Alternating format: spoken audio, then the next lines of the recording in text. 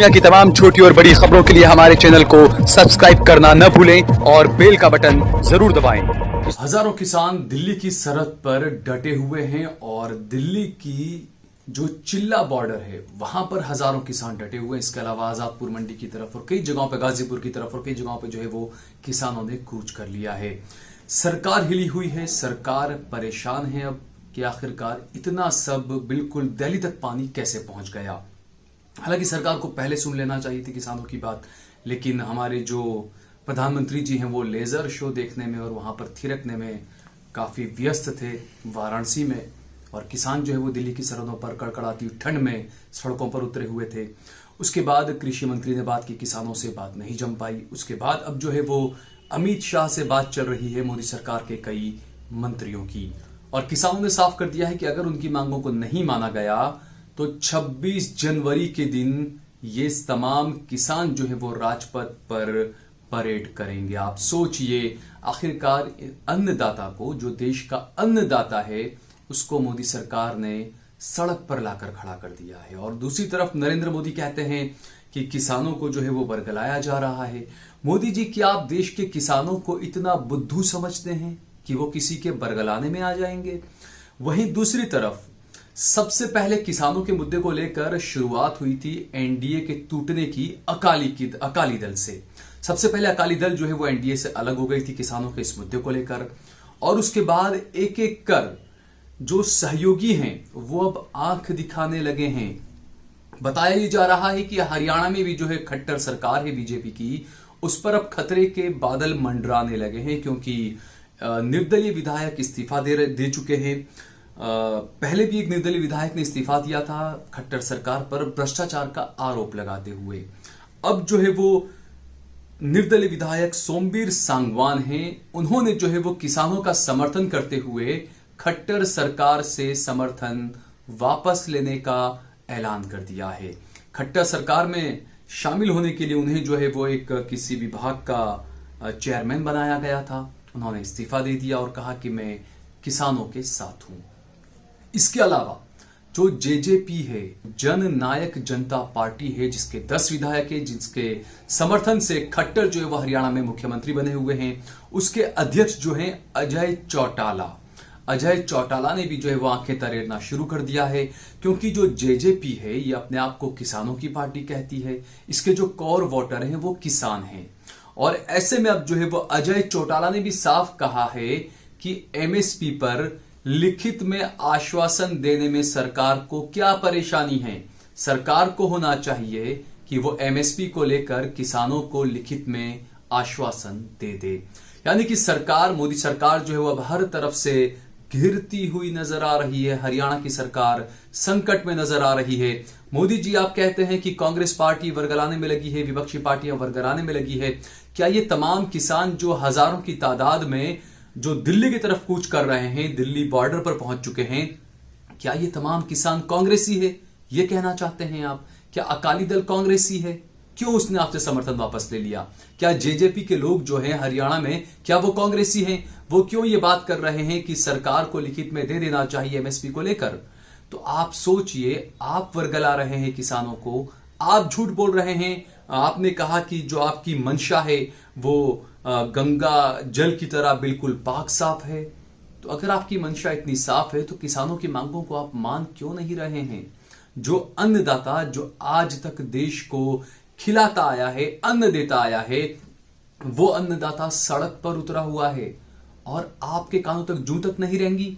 और जब बात हद से ज्यादा आगे बढ़ने लगी तब आप अब नींद से जागे हो, अब आप बातचीत करने लगे हो।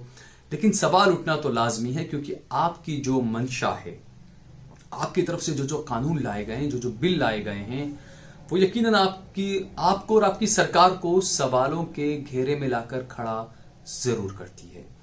क्योंकि हरियाणा की अगर बात करें, बड़े किसान हैं यहां पर। आपको याद होगा मोदी जी, 2014 से पहले आपने हरियाणा के किसानों को लेकर भी बड़ी बड़ी रैलियां की, आपने आर्मी के जवानों को लेकर बड़ी बड़ी रैलियां की। लेकिन सत्ता में आने के बाद आपने क्या किया इन किसानों के साथ? ये किसान आखिरकार आज सड़कों पर क्यों उतरे हुए हैं? इस सवाल का जवाब आप अपने आप से पूछिए मोदी जी, कि आखिरकार अन्नदाता को सड़क पर क्यों उतरना पड़ा? और ऐसी तो क्या नौबत आ गई कि आपकी हरियाणा की सरकार गिरने की कगार पर आने लगी है, क्योंकि हरियाणा के 90 वहां पर विधायक होते हैं, 90 सदस्य होते हैं विधानसभा में। यकीनन आपके पास में 56 विधायकों का भी समर्थन है, क्योंकि 40 बीजेपी के विधायक हैं, 10 जेजेपी के विधायक हैं। जेजेपी आपको अब लाल आंख दिखा रही है, और इसके अलावा 4 निर्दलीय विधायकों का समर्थन आपको है। और इसके अलावा गोपाल कांडा, जो जिन पर आरोप लगा था, एक लड़की एक एयर होस्टेस थी, उसकी आत्महत्या और उसको लेकर आप पर आरोप लगा था गोपाल कांडा पर, वो आपको समर्थन कर रहे हैं, उनसे आपकी सरकार चल रही है। अगर जेजेपी जो आपको अब लाल आंख दिखा रही है, तो क्या माना जाए हरियाणा में खट्टर सरकार गिरने वाली है? अगर मोदी मांगे नहीं मानते हैं, मोदी सरकार मांगे नहीं मानती है, तो यकीनन जेजेपी को भी आगे सोचना होगा, क्योंकि जेजेपी की जो पूरी राजनीति है वो किसानों पर टिकी हुई है। हमने जैसे बताया कि जो जेजेपी का जो कोर वोटर है वो किसान है। तो ऐसे में जेजेपी ने लाल आंख दिखाना शुरू कर दिया है, क्योंकि जेजेपी नई बनी पार्टी है, उसको एक दूर का लंबा सफर तय करना है। और जेजेपी के दुष्यंत चौटाला जो है वो हरियाणा की खट्टर सरकार में डिप्टी मुख्यमंत्री हैं, डिप्टी सीएम हैं।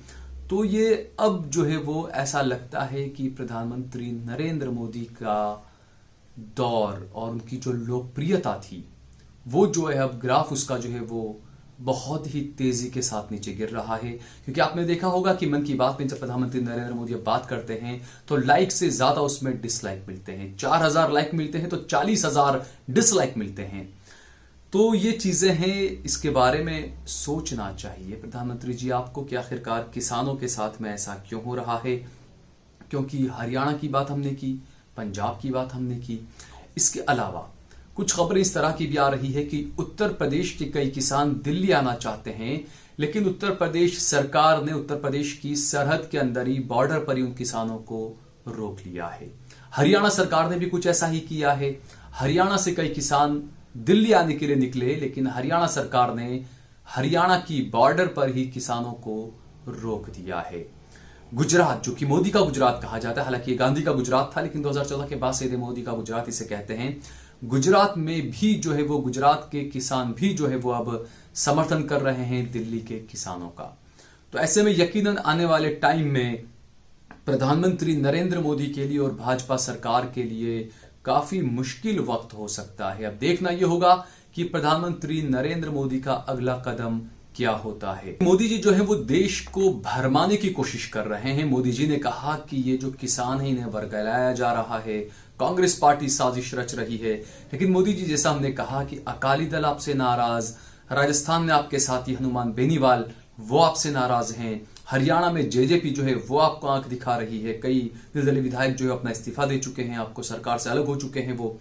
तो ऐसे में ये सवाल उठना लाजमी है कि जो लोग कहा करते थे कि प्रधानमंत्री, आप खुद ये कहा करते थे कि आप जो कहते हैं वो जरूर करते हैं, जो नहीं कहते हैं वो तो बिल्कुल करते हैं।